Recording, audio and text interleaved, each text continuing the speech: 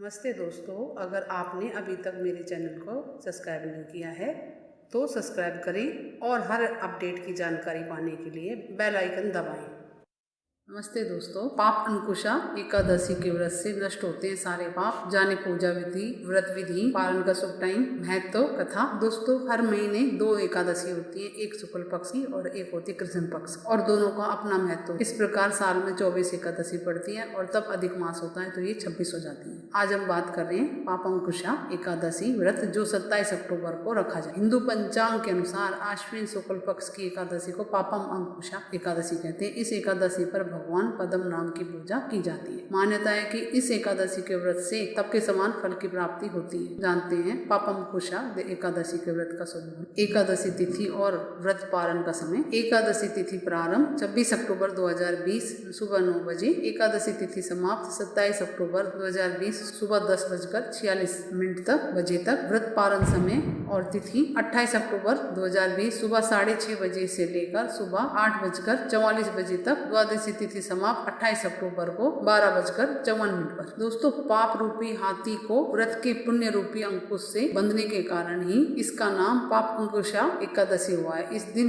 मौन रहकर भगवान का स्मरण और भजन कीर्तन करने का विधान। इस व्रत के प्रभाव से, इसकी आराधना से मन शुद्ध होता है और मनुष्य में सद्गुणों का समावेश होता है। और धार्मिक मान्यताओं के अनुसार इस एकादशी के व्रत करने से मनुष्य को कठिन तपस्या के बराबर पुण्य। मान्यता है कि इस दिन इस एकादशी को व्रत करने से और कथा सुनने मात्र से इंसान के बहुत से पापों का नाश हो जाता है और उसके लिए स्वर्ग के द्वार खुल जाते। पापम अंकुशा एकादशी के व्रत करने वालों को अनेकों अश्वमेघ यज्ञों और सूर्य यज्ञ के समान पुण्य फल प्राप्त होता है। और ये एकादशी मोक्ष प्रदान करती है। पाप 2 तरह के होते हैं, मानसिक और शारीरिक। इस एकादशी को व्रत करने से दोनों ही तरह के पापों से मनुष्य को मुक्ति मिलती है। पापम अंकुशा एकादशी 1000 अश्वमेघ तथा 100 सूर्य यज्ञ करने के समान फल प्रदान करने वाली होती है। पाप अंकुशा एकादशी व्रत के समान अन्य कोई व्रत नहीं होता। इसके अतिरिक्त जो व्यक्ति इस एकादशी की रात में जगकर कीर्तन करता है वह स्वर्ग का अधिकारी बन जाता है। इसके अलावा एकादशी के दिन दान करने से शुभ फलों की प्राप्ति होती है। जो मनुष्य स्वर्ण, जल, तिल, भूमि,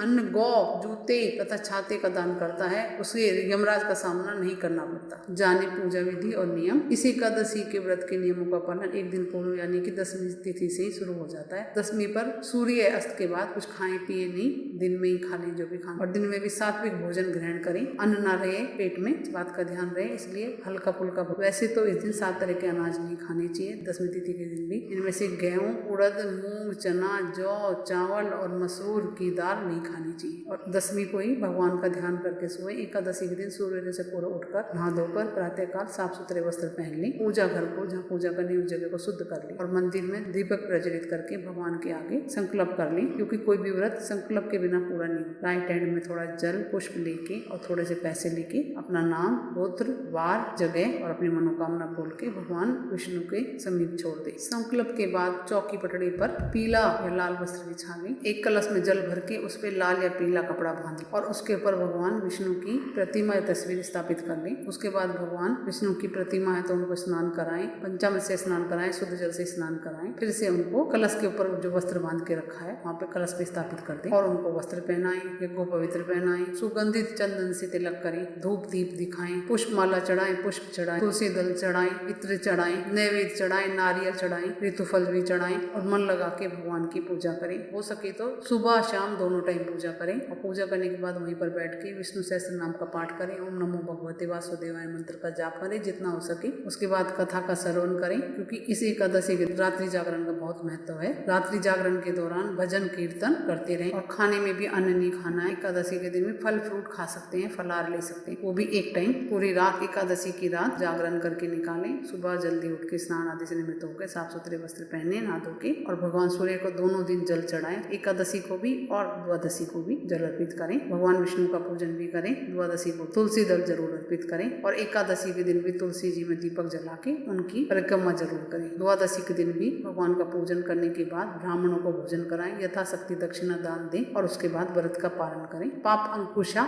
एकादशी का महत्व। महाभारत काल में स्वयं भगवान श्री कृष्ण ने धर्मराज युधिष्ठिर को पाप अंकुशा एकादशी का महत्व बताया था। भगवान श्री कृष्ण ने कहा था कि यह एकादशी पाप का निरोध करती है अर्थात पाप कर्मों से रक्षा करती है। इस एकादशी के व्रत से मनुष्य को अर्थ और मोक्ष की प्राप्ति होती है। इस व्रत के प्रभाव से मनुष्य के संचित पाप नष्ट हो जाते हैं। इस दिन श्रद्धा भक्ति भाव से पूजा तथा ब्राह्मणों को दान एवं दक्षिणा देनी चाहिए। इस दिन सिर्फ फलाहारी किया जाता है, जिससे शरीर स्वस्थ व मन प्रफुल्लित रहता है। और हो सके तो इस दिन मौन रहें और कम से कम बोले, मन ही मन भगवान का भजन कीर्तन करते हैं। पापमकुशा एकादशी व्रत कथा। प्राचीन काल में विंध्य पर्वत पर क्रुधन नामक एक महाक्रूर बहेलिया रहता था। उसने अपनी सारी जिंदगी हिंसा, लूटपाट, मदपान और झूठे भाषणों में व्यतीत कर दी थी। जब उसके जीवन का अंतिम समय आ गया, तब यमराज ने अपने दूतों को क्रुधन को लाने की आज्ञा दी। यमदूतों ने उसे बताया कि कल तेरा अंतिम दिन है। मृत्यु भय से भयभीत वह बहेलिया महर्षि अंगिरा के शरण में उनके आश्रम में पहुंचा। ऋषि ने उनके